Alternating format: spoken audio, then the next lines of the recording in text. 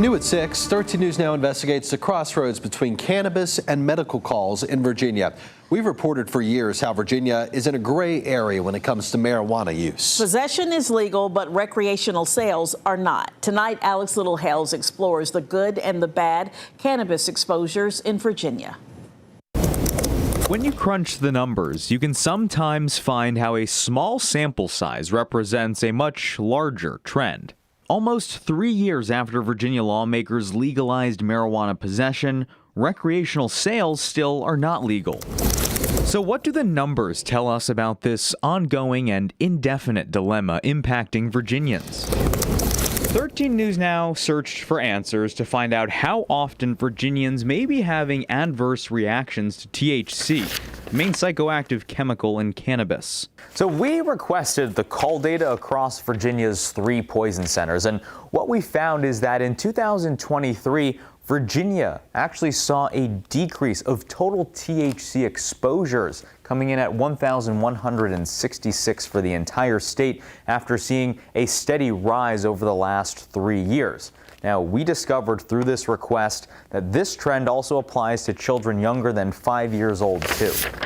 So another decline we discovered is a drop in reported exposures of synthetic marijuana products like Delta-8. So in the same year that Virginia lawmakers passed sweeping hemp changes, tighter restrictions, new regulations, the number of Delta-8 exposures reported to Virginia's poison centers dropped by about 50% in less than 1 year. Poison prevention efforts targeting these products, particularly the ones that are attractive to children. We talked to Dr. Reddy Rose, the director of our region's Poison Center, covering both Richmond and Hampton Roads. He notes that a decline in some areas still may not tell the whole story. The other thing is many of these products are not labeled because they're often mislabeled because these are not regulated. These are not FDA approved. So when we look at reported edible exposures, Virginia dropped by about 100 cases, but there was a little bit of nuance to this data because the only area that actually saw a decline is Northern Virginia. When we look at our region, the eastern side of Virginia, which includes Richmond and Hampton Roads, this region actually saw a jump in about 16 edible exposures last year.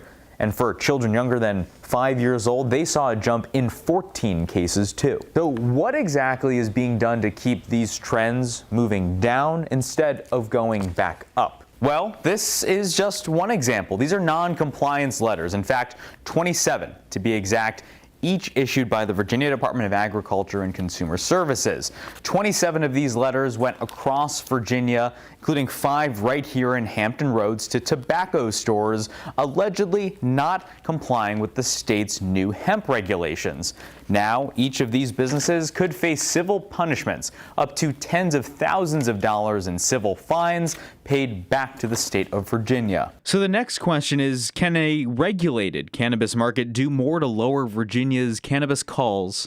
Even Dr. Rose admits that's unclear. You know, the unregulated market is just one side of the coin. So whether something is regulated or unregulated, you know, we're still going to see exposures. I'm Alex Littlehales for 13 News Now. And there is a lot of poison center data we could not fit into the story, and you can find the rest of the reporting on Virginia's cannabis exposure calls on 13newsnow.com.